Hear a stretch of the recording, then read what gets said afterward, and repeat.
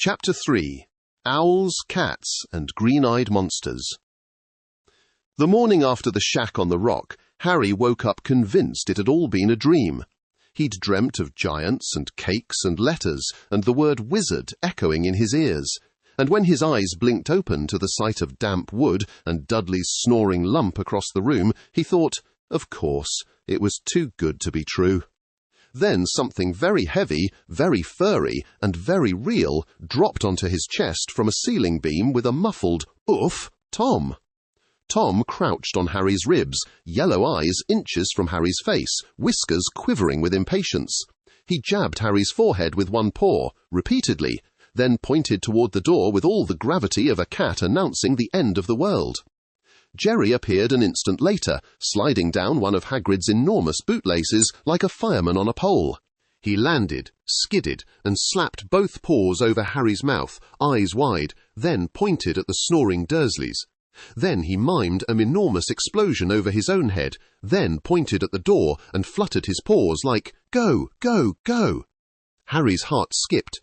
Dreams didn't usually come with bossy cats and panicked mice, and they definitely didn't come with giants snoring in armchairs.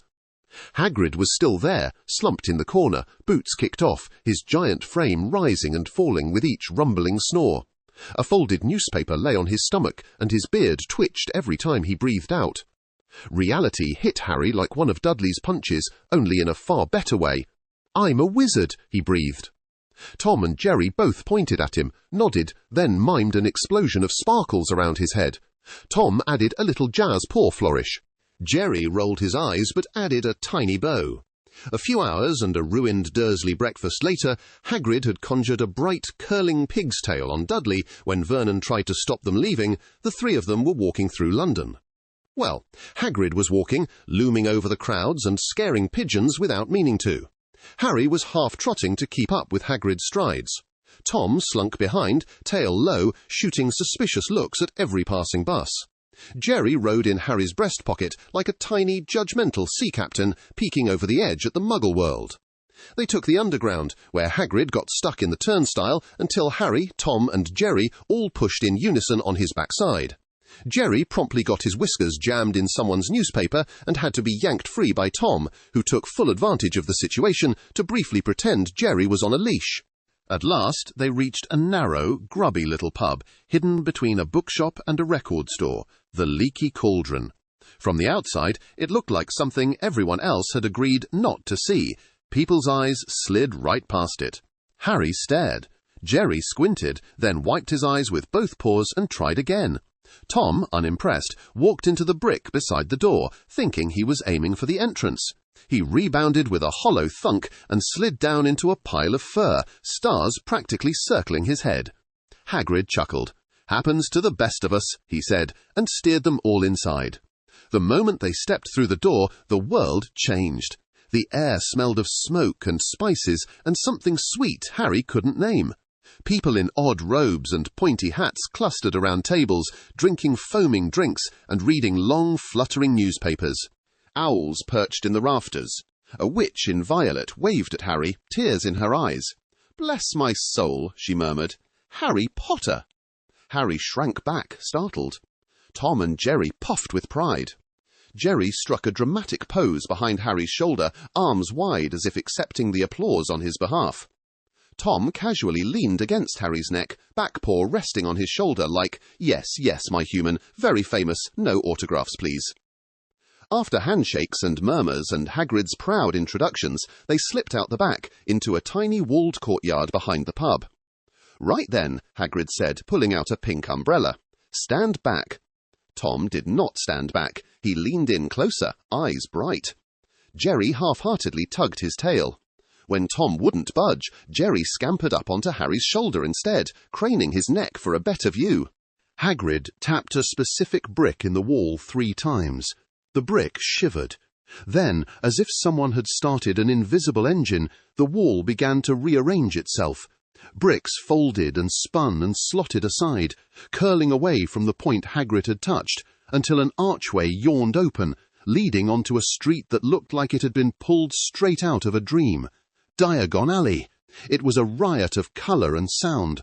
cauldrons of every size stacked outside one shop, broomsticks glinting in another window, goblins marching in and out of a bank that glittered with white marble. Witches and wizards bustled everywhere, their robes swishing. Owls hooted from cage-filled windows. Something exploded in the distance, and someone yelled in a cheery sort of way. Harry drank it in, eyes wide. It's Brilliant, innit? Hagrid grinned. Tom and Jerry were statues for exactly 3 seconds. Then they exploded into movement. Tom dashed forward, then stopped dead, overwhelmed. His eyes ping-ponged from an owl shop window to a display of dancing quills to a barrel of strange wobbling sweets that tried to hop out of reach. He shot up Harry's leg, scrambled up to his shoulder, and perched there like a grey-blue parrot, tail lashing wildly. Jerry's reaction was more kinetic. He zipped down Harry's arm and onto the cobblestones, where he discovered that the cobblestones were not only uneven, but apparently determined to trip him. He skidded, bounced, and tumbled into a wizard's boot. The wizard yelped. Jerry popped out, looking apologetic, then got distracted by a moving chocolate frog in a shop window and promptly smacked into another person's ankle. He recovered, saluted, and took off again. "Stay close," Hagrid boomed. "Don't want you getting lost." Easier said than done when everything begged to be stared at. They stopped at Gringotts, the Goblin Bank, where Jerry tried to sneak a ride on a passing trolley and got his tail trapped briefly between 2 gold bars, only to be rescued by Tom, who pretended he wasn't worried at all. They went to Madame Malkin's for Harry's robes, where Jerry discovered he could swing from the hem of a draped cloak like it was a trapeze. Tom promptly tried the same trick, misjudged the fabric weight, and brought an entire row of dress robes crashing down on himself, emerging 5 seconds later with a frilly lace veil wrapped around his head. But it was when Hagrid said, "We'll get your animal last, all right. Hogwarts says students can bring an owl, a cat, or a toad," that things really went sideways. Harry brightened. "I can have my own pet?" Behind his collar, both Tom and Jerry stiffened. Tom went from delighted tourist to offended housecat in half a second. His ears flattened. His tail stopped lashing in curiosity and started thumping in agitation. Jerry's eyes narrowed. He jabbed Tom's side with his elbow and pointed at himself, then at Harry, then at Tom, then mimed a little house, hands forming a roof. "We're your animals, your family, your team." Hagrid nodded. "Aye, most folks pick an owl. Very useful owls, post and all that." Post. Delivering letters. Being very useful. Tom's whiskers drooped. Jerry's entire posture changed. His tiny shoulders hunched, and he shuffled dramatically, like someone who had just received the worst news in the world. Harry didn't notice. He was too busy bouncing on his toes. "I've never had a pet that was, mine before," Harry said softly. "Not one that someone couldn't just take away." Tom flinched. Jerry bit his lip. They followed Hagrid down the street to Elop's Owl Emporium, the very mention of which made both Tom and Jerry share a look of mutual dread. Inside, it was dim and cool. The air smelled of feathers and straw and something sharp and wild. Owls of every size and colour perched on stands and in cages, watching with round, solemn eyes. Row upon row, hundreds of them. Tom walked in, took one look, and every ancient instinct in his little cat brain screamed, "Danger!" His pupils shrank to slits, his back arched, his fur puffed. Then, as a particularly large tawny owl swiveled its head all the way around to stare at him, Tom screamed silently, became a blur of fur, and tried to back out of the shop. Harry's hand came down automatically, scooping him up. "Easy, Tom," Harry whispered, tucking the trembling cat under his chin. "They're just birds." The tawny owl ruffled itself and hooted, clearly of the opinion that just birds was a gross understatement. Jerry, standing on Harry's collarbone, squinted at the nearest owl, who blinked slowly at him. He mimed huge wings, monstrous claws, Julia Roberts-sized beak, and then, for good measure, pretended to be scooped up and swallowed whole, his tail sticking out of an imaginary beak. Harry stifled a laugh. A witch behind the counter looked over. "Help you?" "Looking for an owl for Harry," Hagrid said cheerfully. "Birthday present, you see." Harry's chest ballooned. "Really? But you bought me my school things." "And I'm buying you an owl as well," Hagrid said firmly. "Can't have Harry Potter showing up at Hogwarts without a decent owl." Tom's ears twitched at the name. The words Harry Potter were becoming increasingly complicated. They meant people staring, whispering, pointing. But now they also meant this: people buying Harry things because they wanted to, not because they had to. The witch surveyed the owls with a professional eye, then plucked one cage from the stack and set it on the counter. Inside sat a snowy owl, pure white, with speckles like tiny stars. She was beautiful in a sharp, regal sort of way. Her amber eyes were fierce and intelligent. She regarded Harry with a gaze that said, "I will tolerate you. Possibly." Harry stepped closer, mesmerized. She's incredible." The owl tilted her head, considering him. Then, very deliberately, she lifted one leg and shuffled closer to the bars, looking impatient. Tom hissed under his breath. He did not care for the way this puffed-up bird was already acting like she owned Harry. Jerry folded his arms, then realized the owl could probably see him, and unfolded them again, standing up straighter as though to look more intimidating. It did not work. "What do you think, Harry?" Hagrid asked. Harry swallowed. "She's perfect." Tom made a sound that, if he could speak, would have translated perfectly to, "Oh, is she now?" Jerry's eyes narrowed into jealous little slits. He hopped down onto Harry's hand, which was braced on the cage, and stared the owl in the face. The owl stared back. For a long, silent, tense moment, mouse and owl glared at one another like two gunslingers in a western. Jerry puffed up to his full height. He pointed two fingers at his eyes, then at the owl. "I'm watching you." The owl slowly blinked. Then, with the barest hint of disdain, she turned her head away, presenting Jerry with the back of her head. Hedwig, though Harry didn't know her name yet, was not interested in being threatened by what she clearly considered a walking nugget. Tom, sensing Jerry's wounded pride, slapped his tiny back with commiserating sympathy. Then he leaned forward to examine the owl more closely. Their eyes met.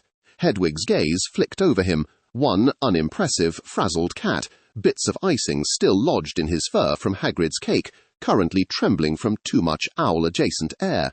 She looked amused. Tom bristled. The witch completed the sale. Hagrid paid, the cage was handed over, and suddenly Harry was holding his very own owl. "Thank you," Harry breathed, grinning helplessly at Hagrid. "Give her a name," Hagrid suggested. "Owls like that." Harry thought hard, then said, "Hedwig." The owl's head lifted, eyes brightening as if approving of the choice. She hooted once, short and dignified.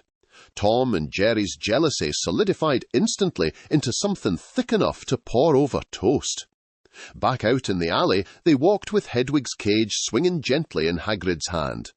People turned to look, some at Hagrid, some at Harry, some at the striking white owl. Tom marched along the top of the cage, glaring at anyone who looked too impressed. He tried to balance with aloof dignity, tail high, but every time Hedwig shifted and the cage swung, he nearly fell off, windmilling his paws wildly. Jerry clung to the sidebars, hauling himself along, occasionally getting his tail poked through by Hedwig's curious peck. Each time it happened, he clapped a paw over his mouth to stop from squealing, then shook his fist at her. Hedwig regarded them both with bored curiosity. She preened one wing, fluttered her feathers, and promptly ignored them again to focus on Harry, who cooed things like, "I can't believe I have you, you're amazing," and "You'll come to school with me." Tom's ears flattened further with each loving word. He mimed swooning in Harry's arms, beating his own chest, pointing fiercely to himself. "Me! I'm amazing! I was here first! I kept you warm when you had nothing! I tripped Dudley! I'm the hero!" Jerry upped the ante. He leapt from the cage to Harry's shoulder, arranged himself as regally as possible, and hooted. It was not a good hoot. It was more of a strangled squeak that turned into a cough halfway through. Hedwig looked over, unimpressed. Harry grinned, reaching up to scratch Jerry's head. "Jealous, are you?" Jerry froze mid-pose, then turned a deep shade of embarrassed, rolling his eyes and pushing Harry's hand away with exaggerated dignity. Then, with a sharp movement, he pointed from himself to Tom, then to Harry, then jabbed a tiny thumb at his own chest. Tom nodded vigorously, then, in a fit of jealousy-fueled theatre, flung himself against the cage, flattening himself dramatically, as if cruel fate itself had imprisoned him and replaced him with an owl. Hedwig jostled, puffed up in indignation, and swatted at Tom's tail with one wing. He yowled silently, shot straight up into the air, and landed on Hagrid's shoulder instead, clinging to his coat. "Blimey," Hagrid chuckled. "Thonk your cat's too fond o' owls, Harry." Harry looked contrite.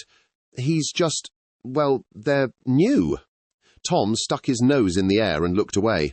Jerry, sensing an opportunity, scrambled back onto Hedwig's cage and attempted to demonstrate he too could be very useful. He tugged on the handle, pulled, yanked, tried to help Harry carry it, grunting and staggering theatrically until he overbalanced and tumbled headfirst into a passing wizard's hat. The wizard shrieked, the hat flew off. Jerry popped out, wearing the hat like a tent, and stumbled blindly into a stack of cauldrons, sending them clanging and rolling down the street. People hopped out of the way. One cauldron bounced up and landed squarely over Tom, swallowing him from head to toe. For a moment, all Harry could see was a pair of cat paws poking out from under a metal rim, staggering around.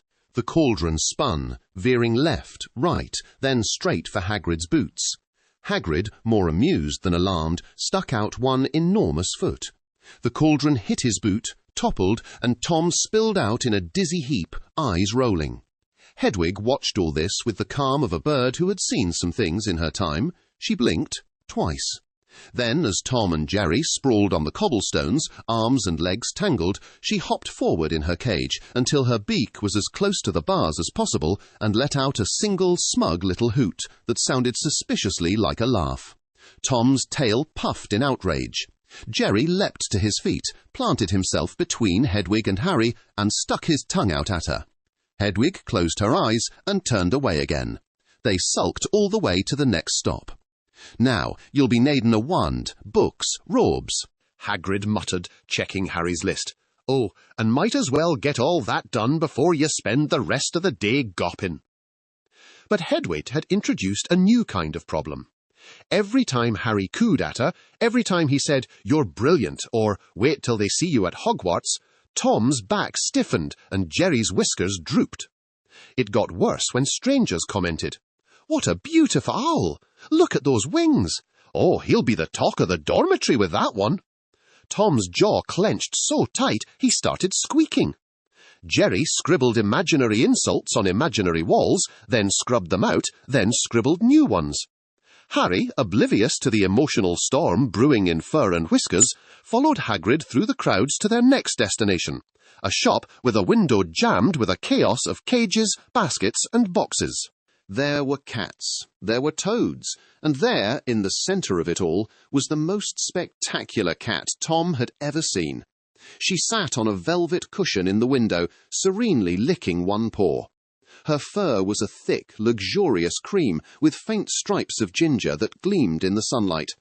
Her ears were perfectly shaped, her nose small and delicate, her whiskers long and elegant. Her eyes were big, golden and clever.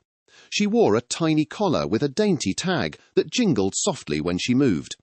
As they approached the glass, she looked up. Tom stopped walking.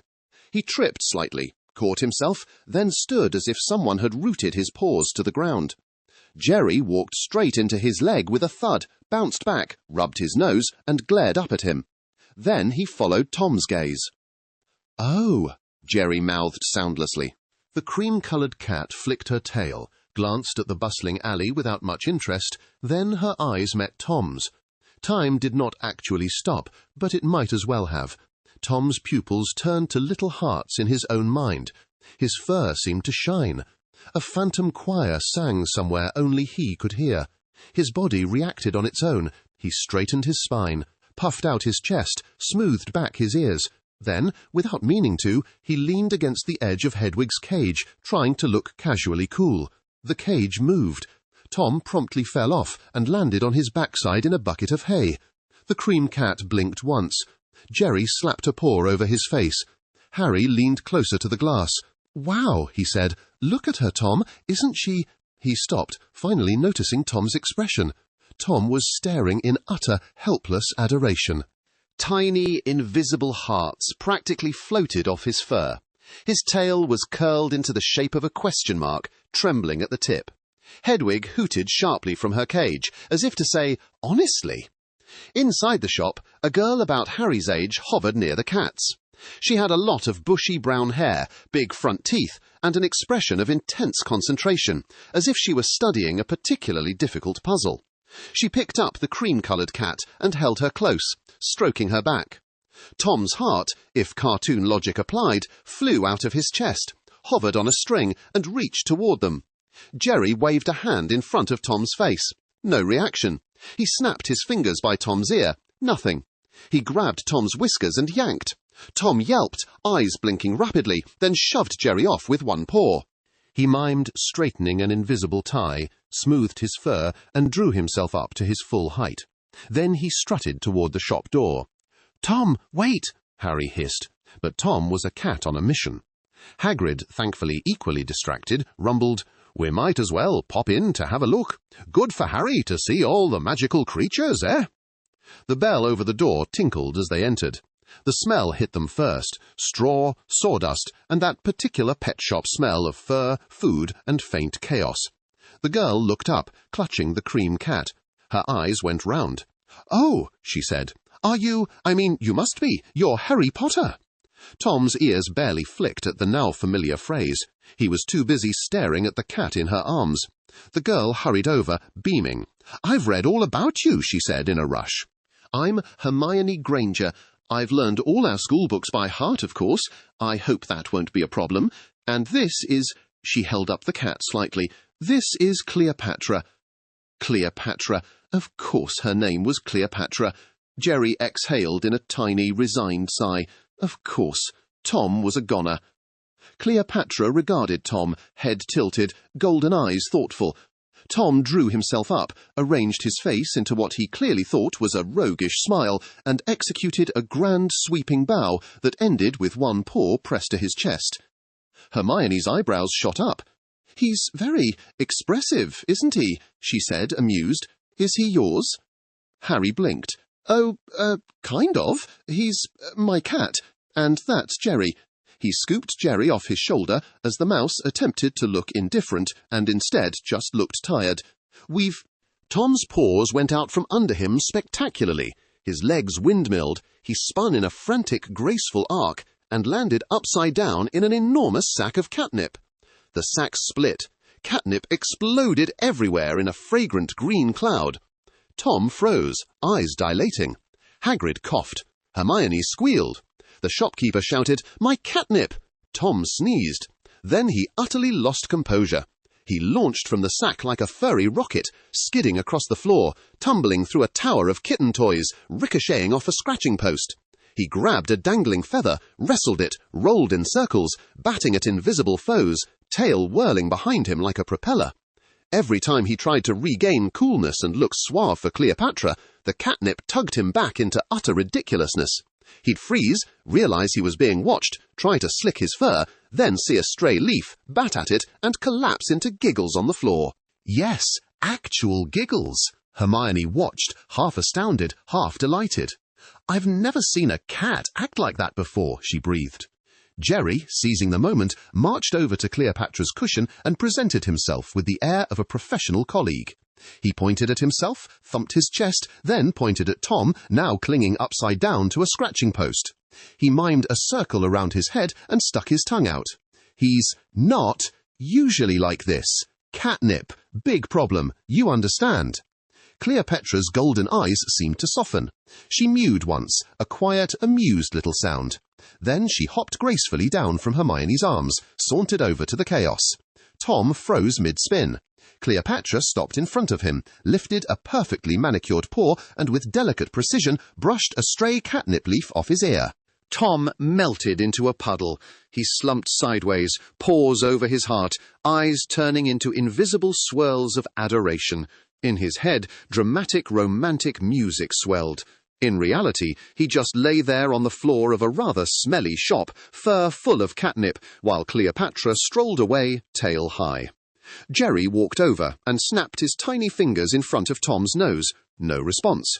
He rolled Tom over with effort. Still nothing. He glanced at Harry, then at Hermione, then at Cleopatra. Then he sighed, produced a tiny imaginary notepad, and scribbled, "Stage, hopeless." Meanwhile, Hedwig's cage had been set temporarily on the counter. The owl watched all of this with growing disdain. Owls, in Hedwig's opinion, had far too much dignity to roll in herbs and perform gymnastics for other birds. Harry, who had been picking a collar for Hedwig and got briefly sidetracked by a jar of colourful beetles, finally looked up. He took in Tom's glazed expression, Cleopatra's elegant departure, and Jerry's resigned slouch. "Oh, Tom," Harry said, trying not to laugh, "have you fallen in love?" Tom managed a weak thumbs up. Hermione giggled. "He's quite dramatic, isn't he?" "Always has been," Harry said fondly.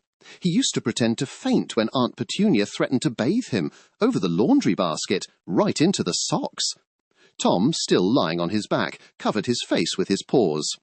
Hagrid paid for a small tin of owl treats and some mouse-safe nibbles. Jerry had pointed to a jar of sunflower seeds and made huge pleading eyes until Hagrid caved with a gruff, "Oh, all right then," and they left the shop. As they walked back into the sunshine of Diagon Alley, Tom clung to Harry's shoulder, spine still loose, head turned toward the window where Cleopatra watched them go. She flicked her tail once in farewell. Tom kissed his paw and pressed it against the air. Jerry tugged his ear, muttering silently, "You absolute sap." Hedwig hooted, sounding suspiciously like pathetic. The day wore on.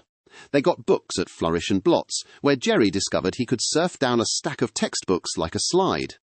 They went to Ollivander's for Harry's wand, and Tom and Jerry hid under a chair when one experimental swish made stacks of boxes shoot off shelves like fireworks. Everywhere they went, Hedwig drew admiration. People pointed. "Snowy owl, lovely example. Look at those wingspan, regal creature." Tom and Jerry's green-eyed monster grew and grew. Tom tried perching in increasingly heroic positions on Harry's shoulder, only to continually be shoved aside by Hedwig's cage. He attempted to catch a dropping leaf in a single graceful leap. Instead, he overshot and ended up clinging uselessly to Hagrid's beard, eyes wild. Jerry, determined to prove his worth, ran reconnaissance. He darted into pockets and onto shelves, bringing back tiny treasures, a paperclip, a bit of string, a single chocolate frog wrapper, as though he were retrieving magical artifacts. He presented them to Harry with a flourish. Harry laughed and kept every single one. But every time Hedwig rustled her feathers, every time Harry said, "Good girl," in that soft voice, Tom's jealous tail switched like a metronome. Jerry's little fists clenched. It all came to a head back in the Leaky Cauldron, when they stopped for a late lunch before catching the train back to Privet Drive. Hedwig's cage sat on the table between Harry and Hagrid. The owl dozed, head tucked under her wing, feathers fluffed. Tom and Jerry perched on the table's edge, glaring. "You all right, Harry?" Hagrid asked around a forkful of stew. Harry nodded, still somewhat dazed from the wand choosing him and the new weight of a wooden stick in his pocket that hummed faintly, as if pleased to be there. "Yeah, it's just a lot, but in a good way." He smiled at Hedwig's peaceful form. "I still can't believe she's mine." Tom couldn't either. Something in him snapped. He leapt onto the cable, strutted around the cage, then stopped in front of Harry and posed, chest out, one paw on his hip, the other pointing right at himself. Harry blinked. Tom?" Tom grabbed the edge of Harry's plate with both paws and yanked. Mashed potatoes slid across the table, leaving streaks. Tom scooped up a dollop in one paw and sculpted it awkwardly into the shape of a small owl. 2 peas for eyes, a carrot sliver for a beak. He held it up for inspection, grinning hopefully. Jerry smacked his own forehead again. Harry tried, he really did. "That's creative," he said, biting his lip not to laugh. Tom mimed wiping away a tear of pride. Hedwig opened one amber eye, took in the lumpy potato owl, and closed it again, making a quiet, offended sound. Jealousy has a way of making reasonable creatures unreasonable. Jerry, inspired by Tom's drama, decided it was time for a grand gesture. He scampered up Hedwig's cage, hung upside down from the top, and began flexing, tiny biceps trembling. He tried to do a set of pull-ups. He managed 2. On the third, his paws slipped, and he dropped straight into Hagrid's mug. Hagrid, mid-sip, jerked back and sputtered, "What? There's summat in my tea!" Jerry popped up, drenched, hair plastered to his head, blinking in stunned shock. He crawled out, leaving a little tea trail behind him. Hagrid's booming laughter shook the table. "Your friends are right characters, Harry." Harry wiped Jerry off with a napkin, trying not to laugh himself. "You two don't have to. Look, I'm not going to forget you just because I've got Hedwig too. You're my best friends." The words landed like a soft blanket over 2 stinging egos. Tom's tail slowed. Jerry stopped wringing out his ears. Harry continued, quieter. "You were there when no one else was. You made the cupboard feel not so bad. You tripped Dudley. You scared Uncle Vernon. You stole biscuits with me. Hedwig's amazing, but you're Tom and Jerry. I'm not replacing you." Tom's eyes shimmered. He tried very hard not to show it. He turned his head away, pretending to examine a speck on the table, but his shoulders relaxed. Jerry's chest puffed. He nodded once, solemnly, as if to say, "Very well, we accept your loyalty." Hedwig gave a tiny, dignified hoot from her cage, almost as if to approve this arrangement, on the condition that everyone understood she was still spectacular. Tom hopped lightly onto Harry's shoulder, this time not trying to shove Hedwig out of the spotlight, just sharing it. Jerry curled up by Hedwig's cage, not as a guard anymore, but as a neighbour. Hagrid watched them all with a soft smile. "Got a proper little team you have," he murmured. "Gonna make Hogwarts a lively place, that's for sure." As they made their way back to the Muggle world, through the brick wall and the pub and the busy London streets, Tom cast one last, lingering look back toward the pet shop window where Cleopatra had sat. He sighed theatrically. Jerry patted his arm. Then, with the bluntness of a true friend, he mimed a big heart, drew an arrow through it, and then scribbled messy lines all over it, as if to say, "We have other things to worry about than some fancy cushion cat, lover boy." Tom rolled his eyes, but smiled. They emerged onto a perfectly normal, boring London street, with pockets full of spellbooks and wands, an owl who blinked at passing cars like they were beneath her, a cat slightly high on remembered catnip and hopeless crushes, and a mouse still wringing tea out of his ears. Back at Privet Drive, the Dursleys would almost certainly explode when they saw Hedwig. Aunt Petunia might faint. Uncle Vernon might swallow his moustache. Dudley might run screaming at the sight of flapping wings. Tom and Jerry exchanged a wicked glance. Green-eyed monsters or not, jealousy had already given way to something much more fun. Because now they weren't just a boy, a cat, and a mouse in a cupboard. They were a boy wizard, his jealous, cake-loving cat, his dramatic, tea-soaked mouse, and a regal owl who had no idea she was about to join the most chaotic household in Privet Drive.